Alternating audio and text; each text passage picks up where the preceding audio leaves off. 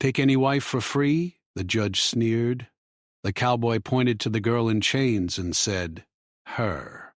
The small frontier courtroom felt more like a dusty barn than a place of justice.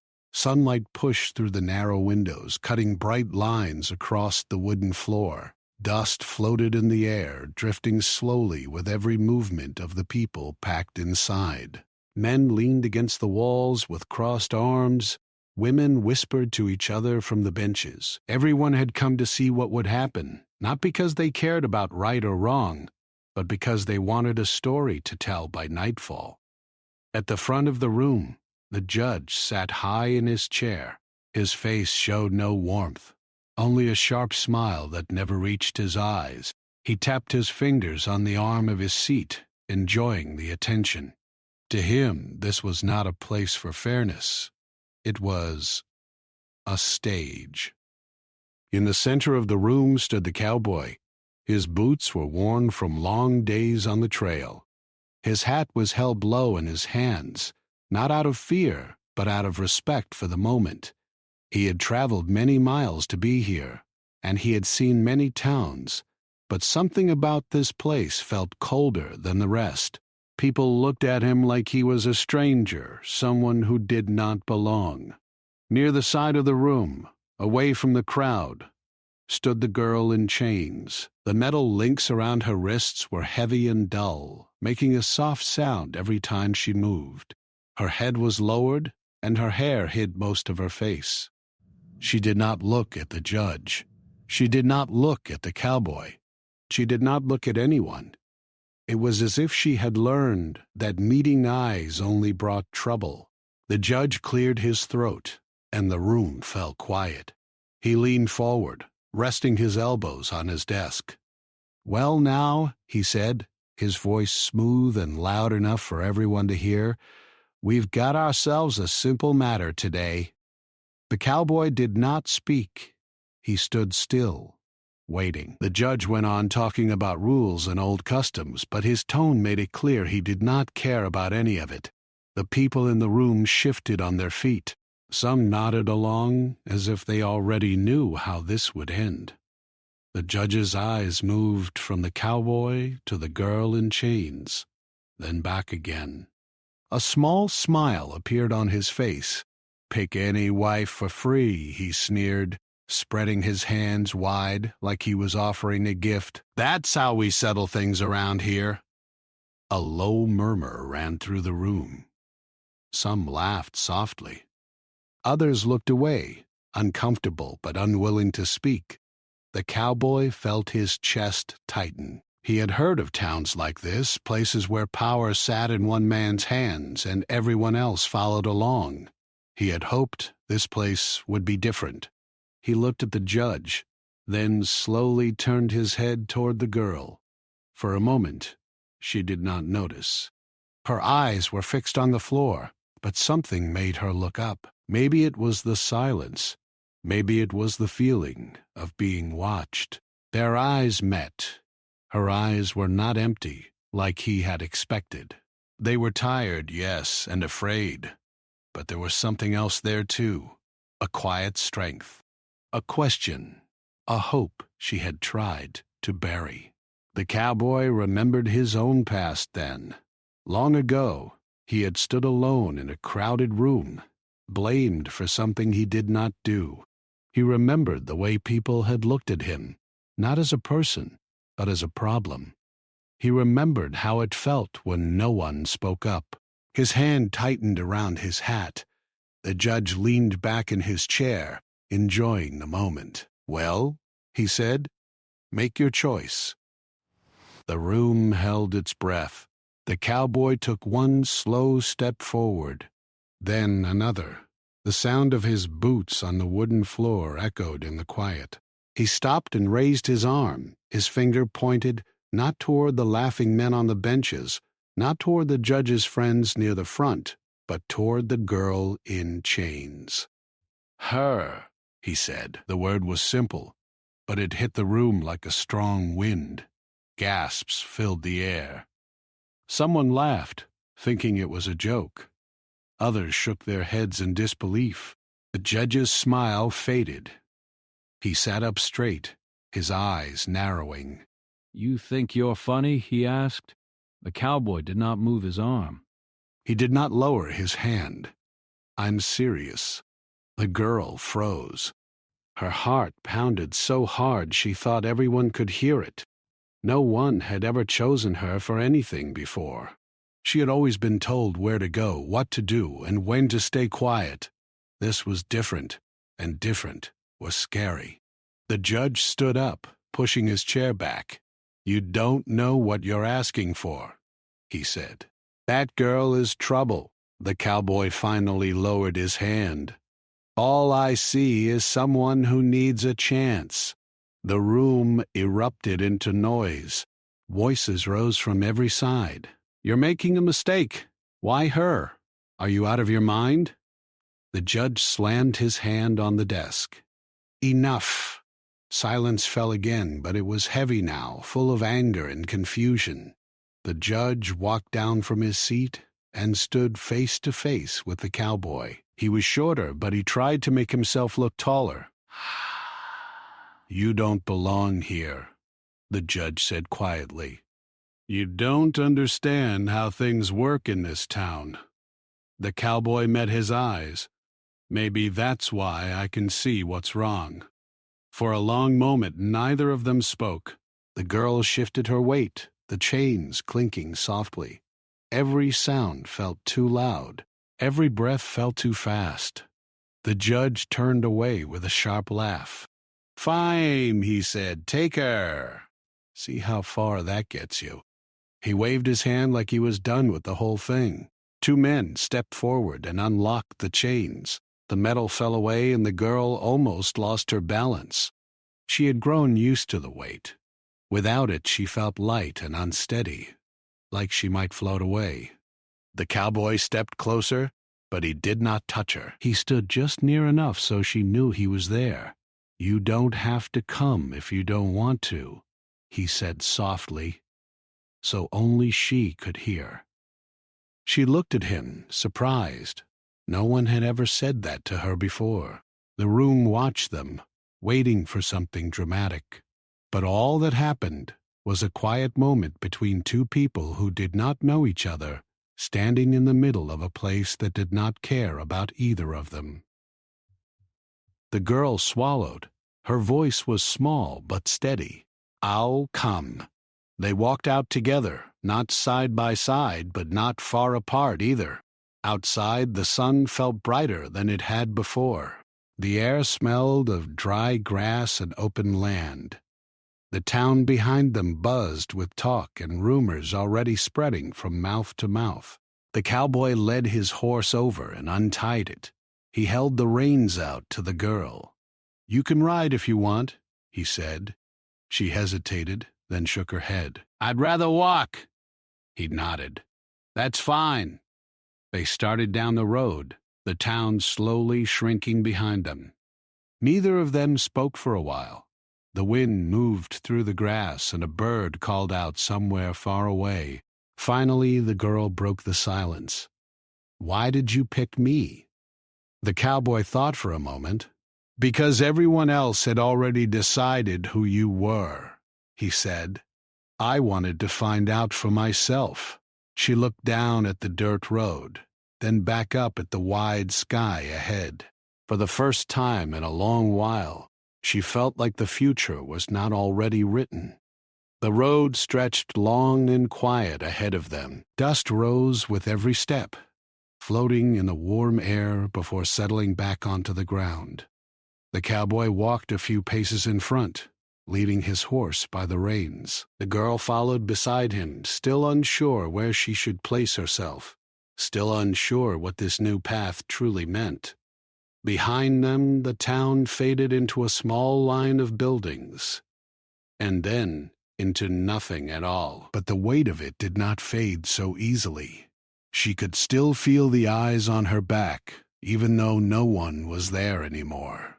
For a long time, neither of them spoke. The cowboy broke the silence first. "We'll reach my place before night if we keep this pace," he said, his voice calm and steady. She nodded, though she did not know what his place really meant. A house, maybe. A small piece of land. Somewhere that belonged to him, not to the judge or the town. They walked past dry fields and low hills. The land felt open and wide, like it had room for 1,000 stories. The sky above them was clear, and the sun slowly began to sink lower, softening the light. Her feet started to hurt, but she did not complain. She had walked longer roads before, roads that led nowhere good. This one felt different, even if she could not explain why. The cowboy glanced at her from time to time, not in a way that made her uncomfortable, but in a way that showed he was paying attention. When he noticed her slowing, he stopped. "There's a creek not far from here," he said. "We can rest for a bit." She hesitated, then nodded again. They reached the creek, where the water moved gently over smooth stones. The sound was soft and steady like a quiet song. The cowboy tied his horse to a nearby tree and sat on a flat rock. He took a small bag from his saddle and pulled out some bread and dried meat. He held it out to her. She stared at the food, unsure. "You don't have to," she said. "I know," he replied, "but I want to." She took it slowly, her hands still not used to being free. She sat on another rock, a little distance away. They ate in silence, listening to the water and the wind in the leaves. After a while, she spoke. "People in that town? They're going to talk?" He nodded. "They always do. They'll say things about you, about me, about why you did what you did." He looked at the creek instead of at her. "They can say what they want. Doesn't change what's true." She studied him, trying to understand. Most people she had known cared deeply about what others thought. This man seemed different. When they finished eating, he stood and brushed the crumbs from his hands. "We should keep going." As they walked, the land slowly changed. The hills became flatter, and a few scattered trees appeared in the distance. The air felt cooler now, and the sky began to turn orange and pink. She found herself looking at him more closely. His clothes were simple, worn from work. His face showed lines from sun and wind, not from anger or cruelty. He carried himself like someone who knew how to stand alone. "Do you live out here by yourself?" she asked. "For the most part," he said. "Sometimes neighbors come by, sometimes I go into town for supplies." "But I like the quiet," she nodded. Quiet was something she had not known much of. They reached a small rise in the land, and he stopped. He pointed ahead. "There," he said. She followed his finger and saw a small house, made of wood and stone, sitting near a cluster of trees. A fence ran around a patch of land nearby, and a small barn stood to one side. It was not grand, it was not impressive, but it looked solid, real. Her chest tightened, and she did not know why. They walked the rest of the way in silence. The sun was low now, and shadows stretched long across the ground. At the house, he untied the horse and led it into the barn. She stood near the fence, not sure if she should go closer or wait. "You can come in," he said, noticing her hesitation.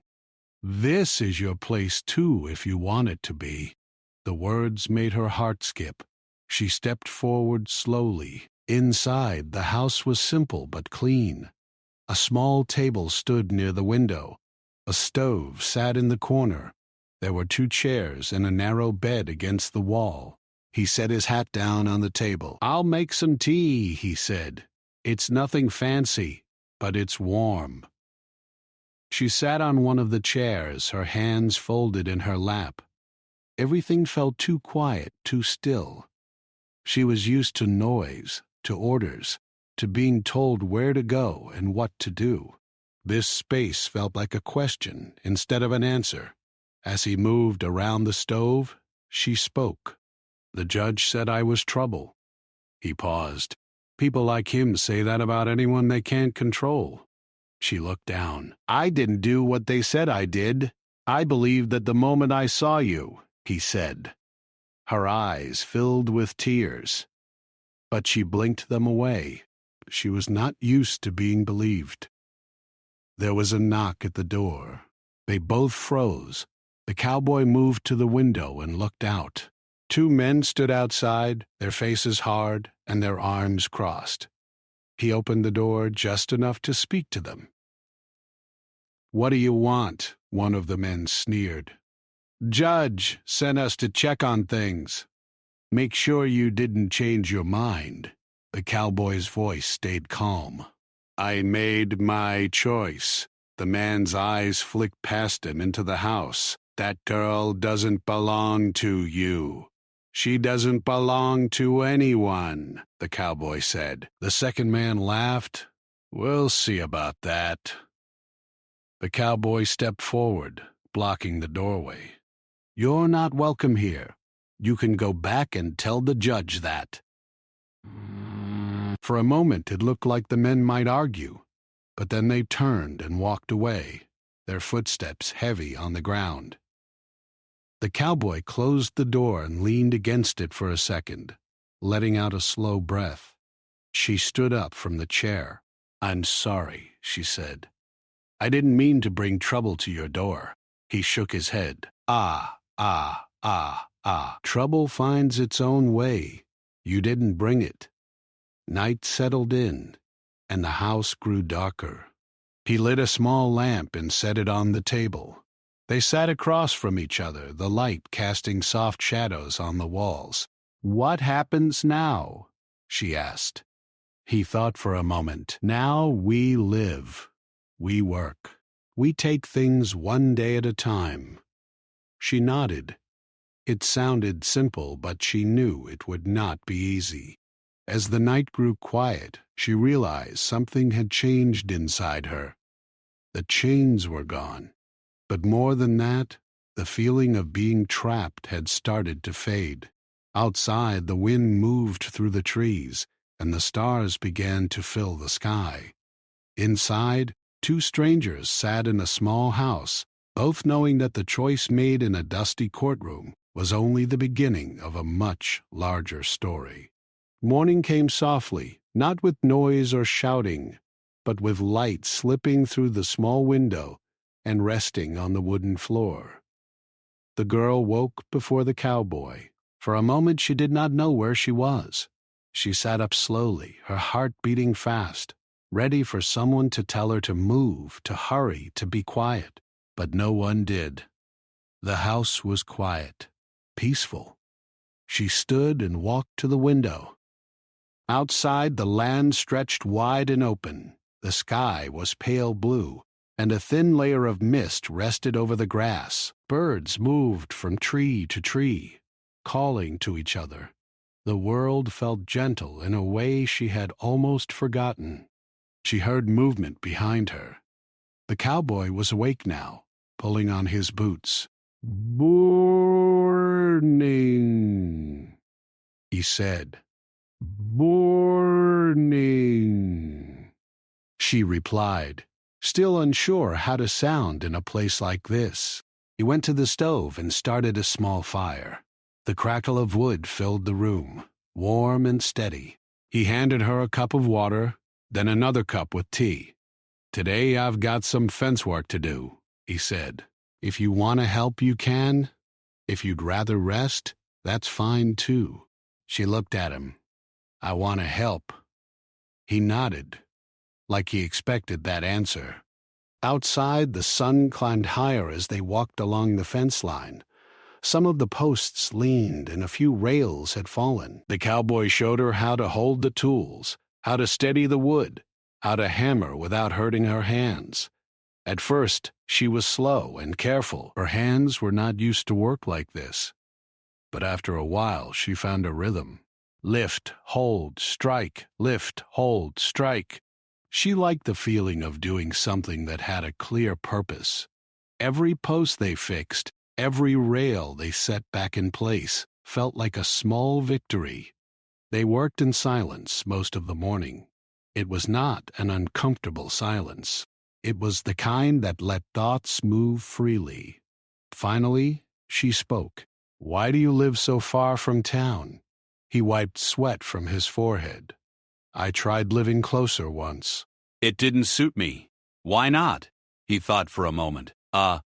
Too many voices, too many people trying to tell you who you should be." She nodded. She understood that feeling better than most. They took a break under the shade of a tree. He handed her a piece of bread and a small apple. She smiled at the simple kindness.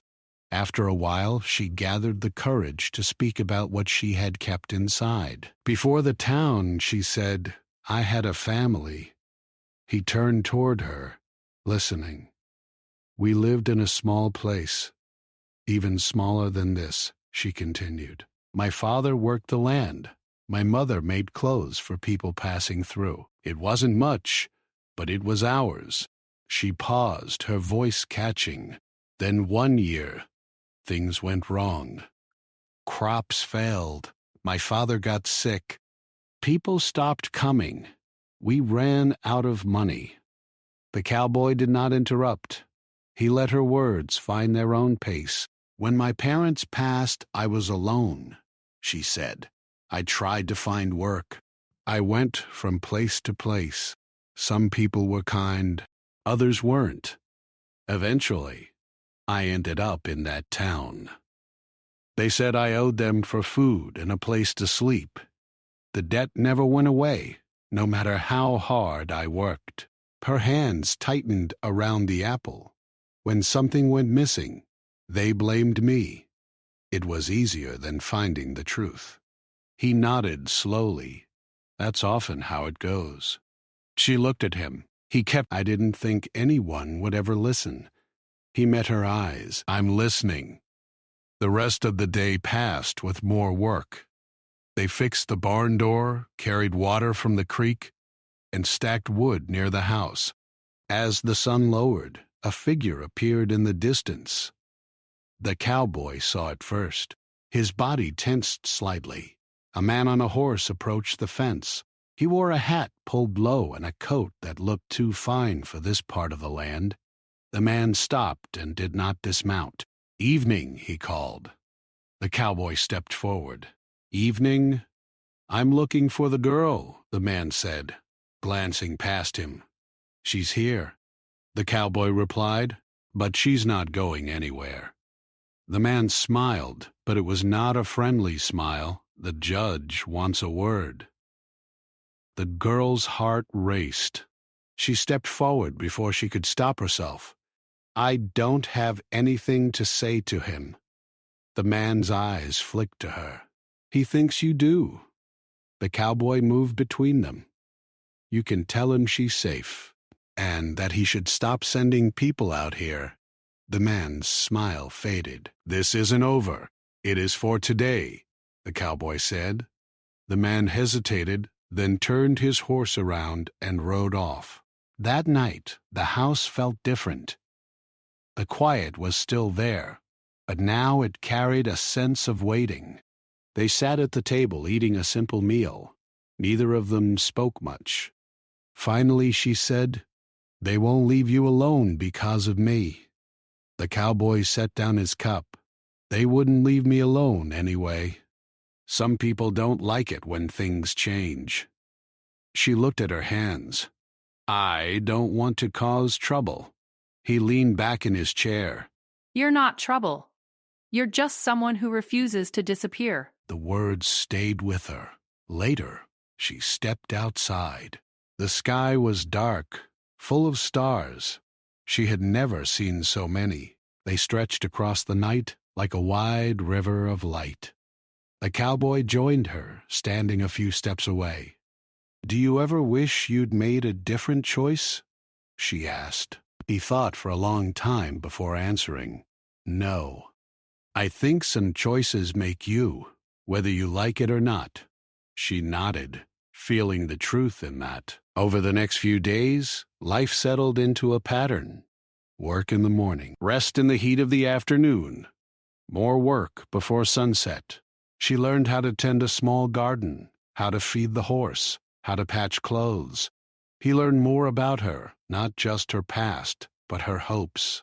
She talked about wanting to see the river far to the east, about wanting to learn to read better, about wanting a place where she did not feel like she had to keep looking over her shoulder. One afternoon, as they carried water back from the creek, she noticed smoke in the distance. He saw it too. "That's coming from town," he said. Her heart sank. "Do you think something's wrong?" "Could be," he replied. They stood there, watching the thin line of smoke rise into the sky. Later that evening, a neighbor rode up to the fence, an older woman with kind eyes and a tired smile. "People are talking," the woman said. "The judge doesn't like being told no. He's saying you took something that belongs to the town." The cowboy's jaw tightened. "She doesn't belong to anyone." "I know that," the woman said. "But not everyone does." After the neighbor left, the girl felt a familiar fear creep back in. "What if they come for me?" she asked. The cowboy looked at her, steady and calm. "Then they'll have to go through me first." She felt a strange mix of comfort and worry. That night, she could not sleep. She lay awake, listening to every sound outside. She thought about the courtroom, about the chains, about the single word that had changed everything. She did not know what the future held. She only knew that for the first time she wanted to face it instead of run from it. As the wind moved through the trees and the house stood quiet under the stars, the girl and the cowboy both understood the same thing, even without saying it. The past had followed them to this open land. The next morning did not feel like the others. The air was still, and even the birds seemed quieter. The girl woke with a tight feeling in her chest, like something unseen was standing just outside the door. She sat up and listened. The house was quiet. The cowboy had already risen. She could hear him outside, moving slowly around the yard. She stood, pulled on her shoes, and stepped out into the cool air. He was near the fence, checking the posts again, even though they had fixed them only days before. He looked up when he saw her. "Didn't sleep much?" he asked. She shook her head. "I kept thinking about what the neighbors said. About the judge?" He nodded. "Me too." They worked together in silence for a while, each lost in their own thoughts. The sun climbed higher, warming the land, but the uneasy feeling did not fade. By midday, a cloud of dust appeared on the road leading from town. The cowboy saw it first and stopped what he was doing. He shaded his eyes with his hand. 2 riders came into view, then 3, then more. They rode close together, their shapes growing clearer with every step of the horse. The girl's heart began to race. "They're coming," she said softly. The cowboy's jaw tightened, but his voice stayed calm. "Go inside the house." She hesitated. "I don't want to hide." "I'm not asking you to hide," he said. "I just want you safe." She looked at him for a moment, then nodded and walked toward the door. But she did not close it all the way. She stood just inside, where she could still see. The riders stopped near the fence. The judge was not among them, but the men who dismounted carried the same hard look she remembered from the courtroom. One of them stepped forward. "We're here on the judge's word," he said loudly. "That girl needs to come back to town." The cowboy walked to the fence and rested his hands on the top rail. "She's not going anywhere," the man sneered. "This isn't your land alone. This area answers to the town." The cowboy shook his head. "This land answers to the people who work it. And right now, that's me." The girl took a step forward, her hands trembling at her sides. "I don't want to go back," she called out. The men turned, surprised to hear her voice. One of them laughed. "That's not your choice to make." The cowboy straightened. "It is." The men began to argue, their voices rising. Words flew back and forth, sharp and angry. The sound carried across the open land, echoing off the hills. Soon, more people appeared. Neighbors who had heard the noise came out of their houses and barns. Some stood at a distance, watching. Others moved closer, curious and uneasy. An older man stepped forward from the group of neighbors. "What's going on here?" he asked. The rider spoke again. "The judge says this girl belongs in town. This man took her without right." The older man looked at the girl, then at the cowboy. "Is that true?" The cowboy answered before she could. "I didn't take her. I gave her a choice." Murmurs ran through the small crowd. The girl gathered her courage and stepped fully outside. Her legs felt weak, but she stood tall. "They put chains on me," she said. "They said I owed them for things I already paid for with my work. When something went wrong, they'd blame me. I didn't get a choice until now." Some of the neighbors looked away. Others shifted on their feet, uncomfortable. One woman spoke softly. "I saw her in town. I saw how they treated her." Another man nodded. "So did I." The rider frowned. "The judge won't like this." The cowboy crossed his arms. "The judge doesn't have to like it. He just has to hear the truth." For a moment it felt like the land itself was holding its breath. The rider looked back at the group of neighbors, then at the cowboy. "This isn't over," he said, repeating the words from before. "Maybe not," the cowboy replied, "but it won't be settled with threats." The riders mounted their horses and turned back toward town, dust rising behind them once more. The crowd of neighbors stayed a little longer. Some offered quiet words of support. Others simply nodded and went back to their work. When the yard was empty again, the girl let out a breath she did not realize she had been holding. "That was worse than I imagined," she said. The cowboy leaned against the fence. "It could get worse." She looked at him. "Then why do you keep standing up to them?" He thought for a moment. "Because if I don't, I won't be able to stand up to myself." That evening the sky turned deep red and gold as the sun set. They sat on the small steps of the house, watching the light fade. "I never thought people would listen to me," she said quietly. "They did today," he replied. "That matters. But the judge won't stop," she said. "No," he agreed.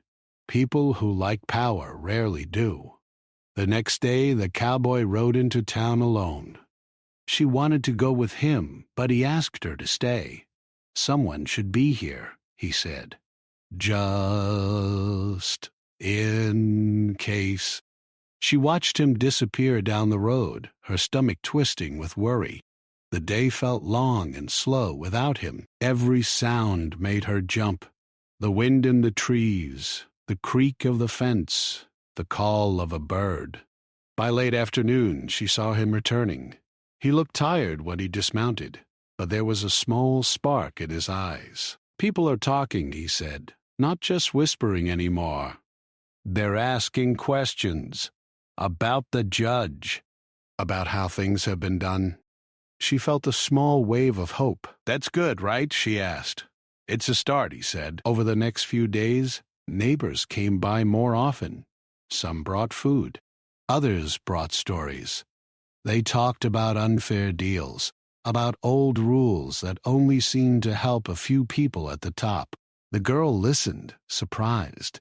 She had thought her story was only hers. Now she realized it was part of something larger.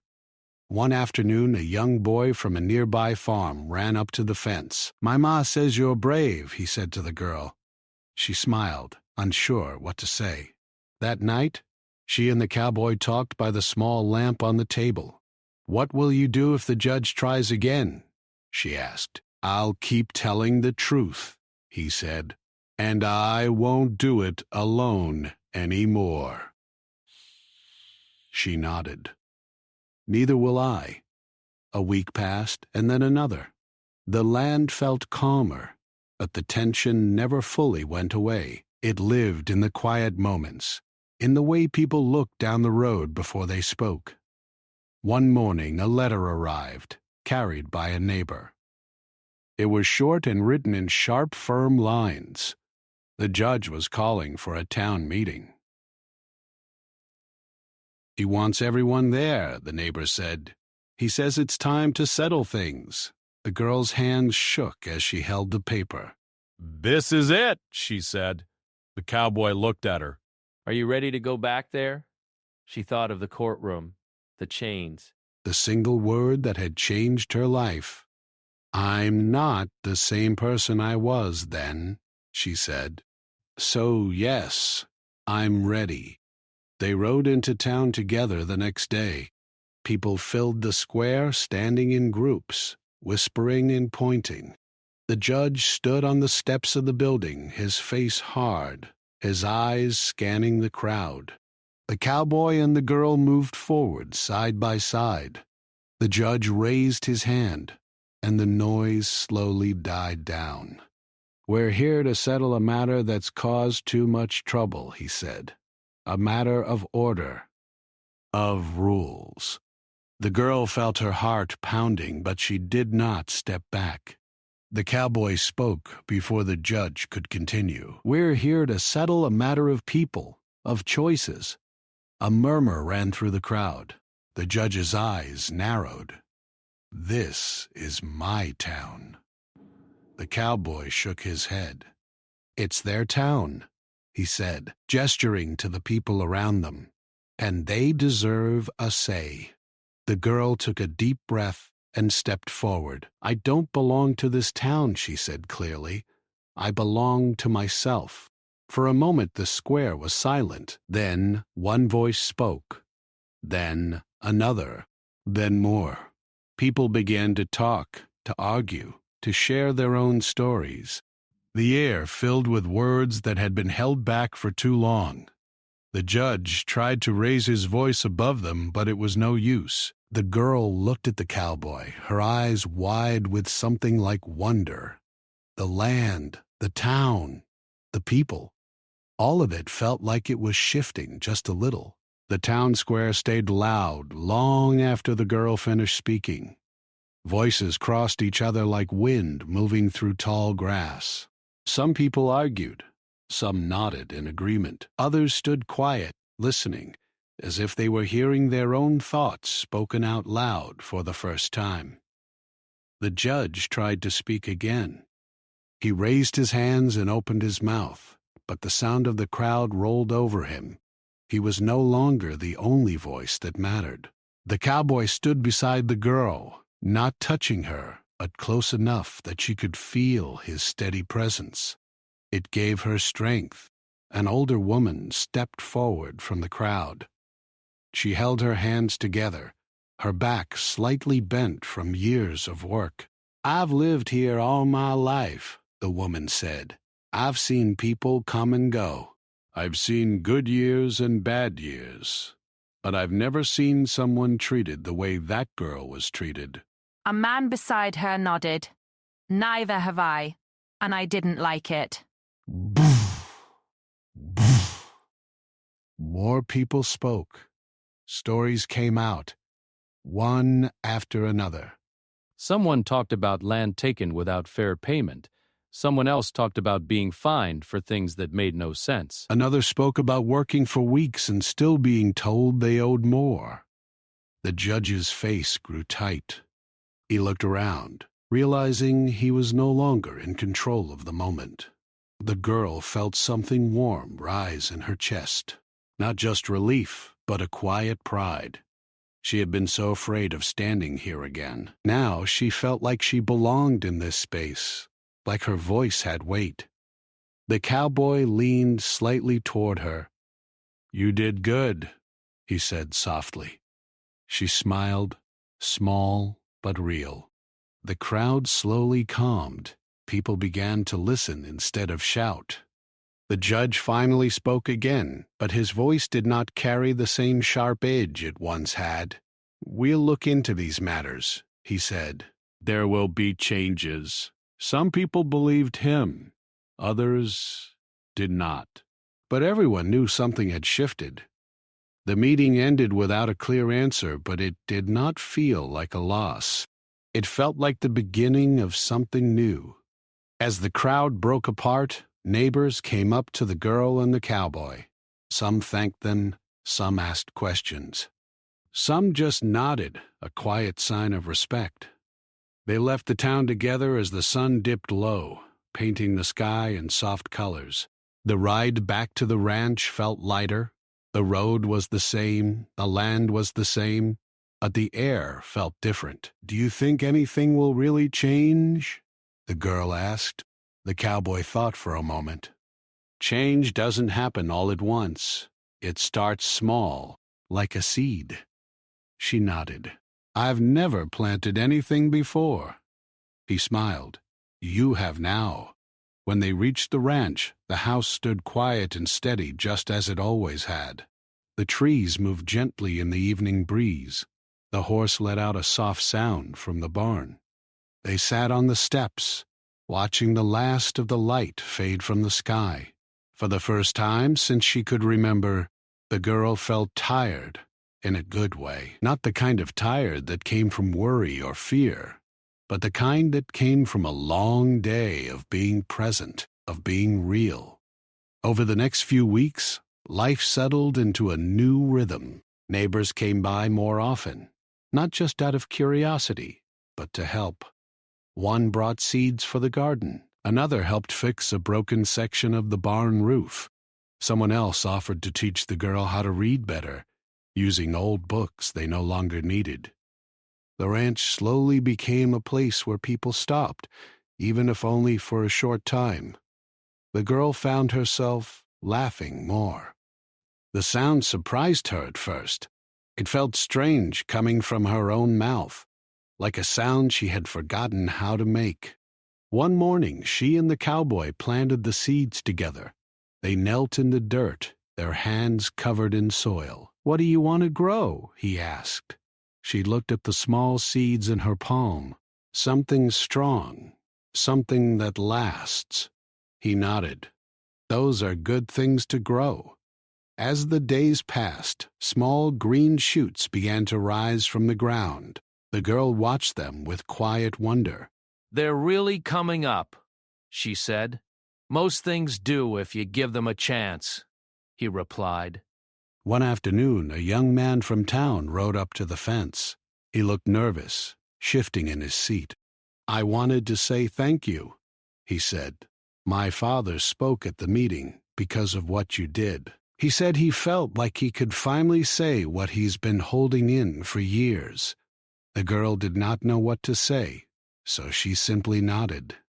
The young man smiled and rode away. That night, as they sat by the small lamp, the girl thought about the path that had brought her here, the courtroom, the chains, the long road, the first morning at the ranch. It all felt like another life. "Do you ever miss the way things were?" she asked. The cowboy leaned back in his chair. "Sometimes, but I like the way things are becoming." She smiled at that. Seasons began to change. The air grew cooler. The garden produced its first real harvest. They shared food with neighbors and kept some for themselves. The ranch felt less like a place they were hiding and more like a place they were building. One evening, they walked along the fence line, checking the posts as they often did. "You don't have to stay here forever," the cowboy said. "You know that, right?" She looked at him. "I know. If you want to go see the river you talked about, or travel somewhere else, you can." She stopped and thought. The idea of leaving did not feel like freedom anymore. It felt like a choice, one she could make when and if she wanted to. "Maybe someday," she said, "but not yet." He nodded. accepting that. A few days later, a letter arrived from town. It was short and simple. The judge had stepped down. The town was choosing new leaders. The girl read the words twice, then looked up at the cowboy, her eyes wide. "Well," he said softly, "looks like your seed grew." She laughed, a full, bright laugh that echoed across the open land. That night they stood outside and looked up at the stars. The sky was clear, and the light from the small house glowed behind them. "I used to think my life was already decided," she said.